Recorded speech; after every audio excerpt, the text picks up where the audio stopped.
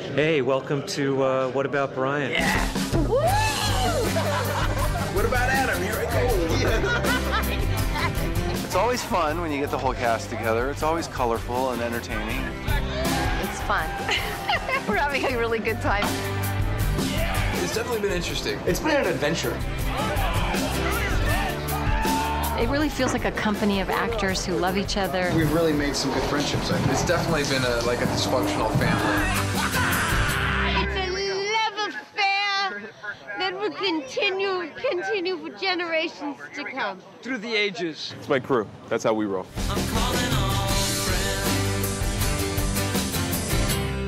To me, the show is about friends, but it's also a lot about romance and about relationships. It's about the married couples and the single guy, and I think that keeps the audience kind of excited. We are so happy to have you all here. Especially you in the back there. Ladies and gentlemen, this is Brian. Hi, Brian. Brian's the guy who tried to steal my fiancée. Hi, everyone. Yeah. Welcome. Thank you. When I set out to write a show about marriage, I was certainly informed, and in fact, in our writers' rooms, we were all informed by stories that we told from our own lives, stories about real people, and I was just looking at what my friends were going through. I had friends who were having trouble getting pregnant. My chances of getting pregnant, even using modern medicine, are about 5%. I had friends who had gotten married young and were kind of feeling like, did they miss out on dating? We missed out on the excitement a lot of the people had. It was pretty easy to find fodder for these stories. There was a lot to write about sort of the modern dilemmas of marriage. Why don't we ever have sex anymore? What? We don't have sex anymore? And then with Dave and Dina, I just wanted to explore, oh, we're all so modern now, right? We're all so hip, you know? Why not? Why not try this? The French do it, you know? What if we had sex with other people? You want me to have intercourse with another woman? And it just really kicks their butts, you know, which you would imagine that it would. That's what the show's about in many ways. All those situations that you might have found yourself in, but you didn't have the happy ending or you didn't go the full way. I never got my goodnight kiss. We get to sort of play out those fantasy storylines. Or, you know, like when Marjorie doesn't walk in, she doesn't walk down the aisle. Any person who's ever gotten married has been standing there at the moment and thought, I could run away right now. And then, but on the show, we do it. Oh, she's gone. And Brian, you know, driving off to Mexico. You know, so many people have that fantasy of, I'm just gonna get in my car and keep driving and just, you know, get away from all my problems. And so he does that in episode 1 of the 2nd season. It's 6 months later, and we kind of come in with a bang. I'm in love with Marjorie. You guys shouldn't get married. Those first 2 episodes of 2nd season are almost like a season finale of another show.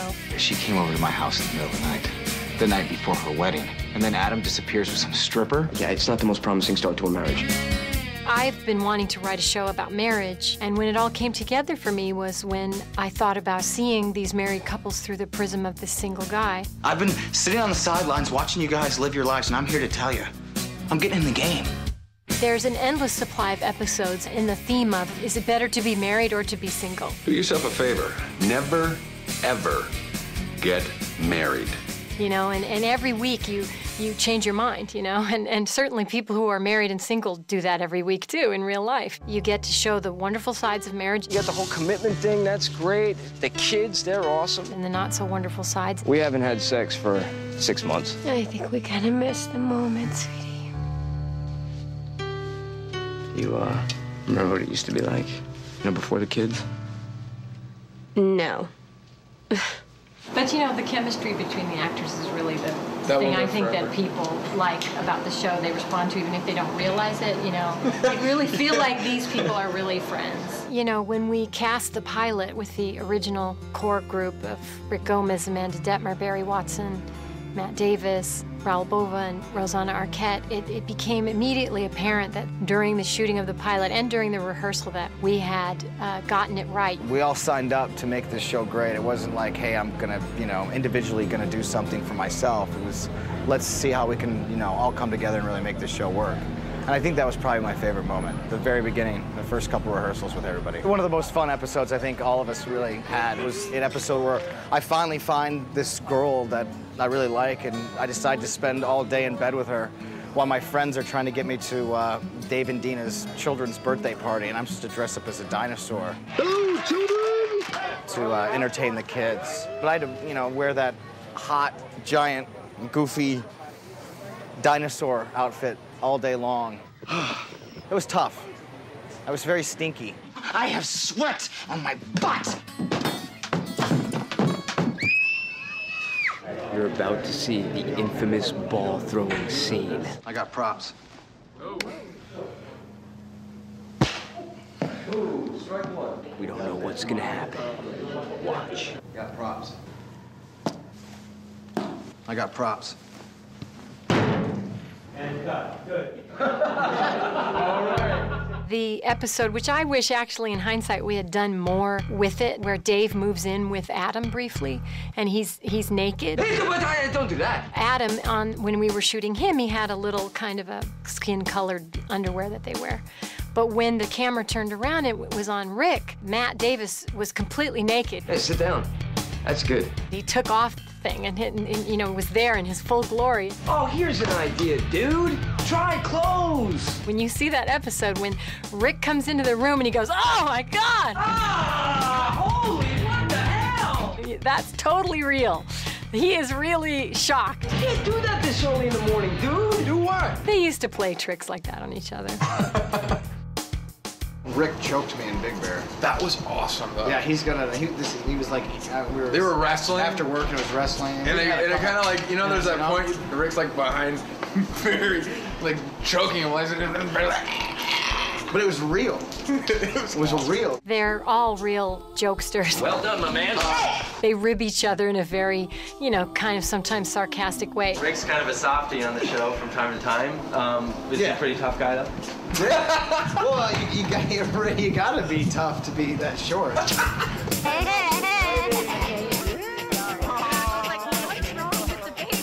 Fake baby.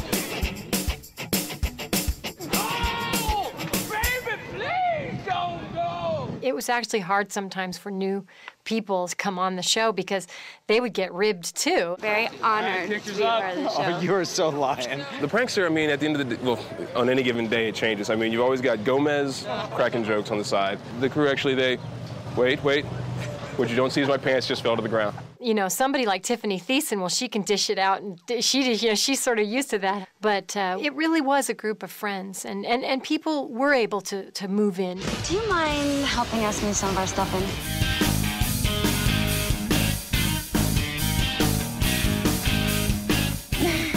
With Brian dating, you get a lot of romance and comedy.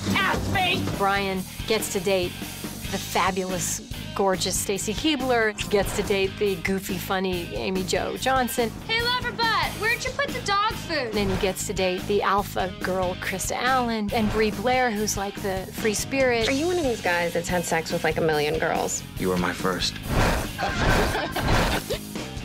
I mean, it's great. My fiance, you know, it probably drives her nuts. She's like, you know, every week it's like some new hot girl that you have to be with. Los Angeles has all these different areas and pockets and neighborhoods, and I kind of thought, let's get a girl from every neighborhood, a hippie Venice girl or a valley girl or a downtown corporate girl. But one thing I really am pleased with the girls that we ended up casting is they all seem kind of real. What are you thinking? Always from the very beginning when I conceived of the show, it was an LA show. I wanted LA to be a character in the show. I find the LA landscape to be very interesting, you know. There's all these different neighborhoods and areas, and I chose quite carefully where each character lived. And so when we went to the sound stages, we recreated those houses. For instance, on Adam's set, Jeremy Castles, our production designer, built this beautiful lit-up backdrop, which gave us so much production value. You know, to be able to do that on a sound stage was really helpful for a show like this, which maybe because I come from movies, I would shoot the whole thing out, you know, but you can't really afford to do that in TV. So I'm pleased that the sets looked so real and looked so much like the LA locations that I wanted them to be. When we moved to the Disney lot on the second season, We did really feel like we had a home, you know. It was a real, much calmer kind of feeling, and there was the writers' building was right next to the trailers, and the trailers were right next to the sound stages. We would ride our bikes around, so it was nice to just be hanging out together. We are on the set of What About Brian on stage 3 at the ABC Disney lot, and this is a couple different apartments when they switch it day to day. So we are getting ready to shoot the final scene of season 2. It's Dave and Dina's renewing their vows. They're finally back together after this whole year. They renew their vows? Yeah. We're here tonight on the beach, and we shot right over there, about a couple football fields down there. We shot Dina having her first rendezvous with Richard, the guy that she cheated on Dave with.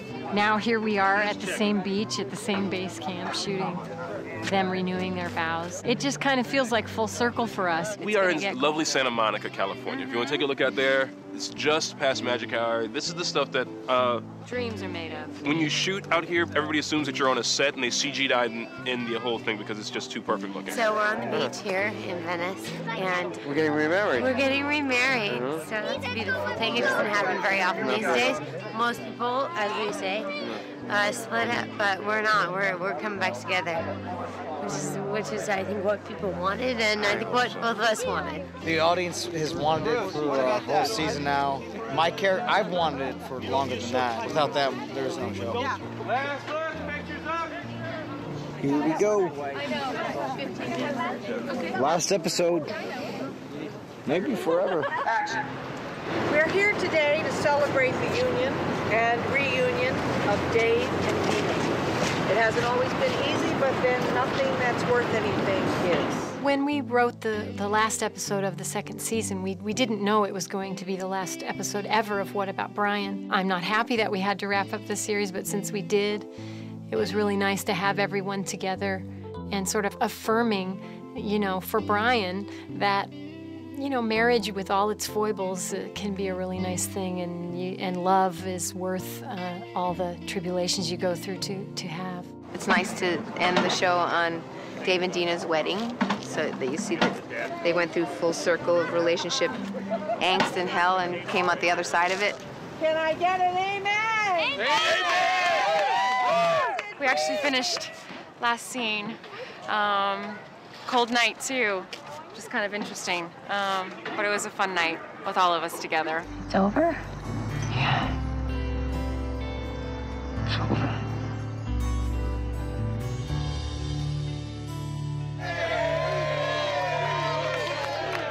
It felt like it was just like a big family, and everyone had so much fun, and it's like working with real friends.